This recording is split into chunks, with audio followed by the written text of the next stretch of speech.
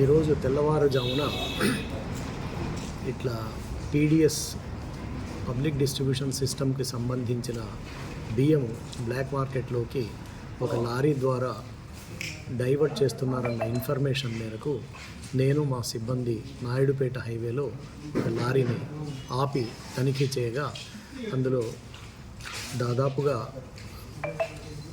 250 క్వింటాళ్ళ PDS rice బియ్యం అదేవిధంగా సంచులలో కనుగొనడం జరిగింది.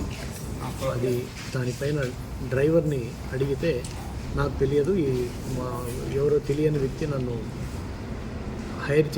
లారీ హైర్ చేసుకొని నేను తీసుకొని వెళ్ళమన్నాడు, నెల్లూరు జిల్లా వైపు తీసుకెళ్ళమన్నాడని చెప్పడం జరిగింది.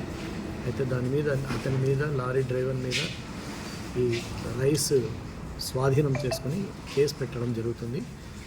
ఫర్దర్ ఈ కేసు ఇన్వెస్టిగేషన్ చేసి further report joint collector Tirupati వారికి సమర్పించడం జరుగుతుంది.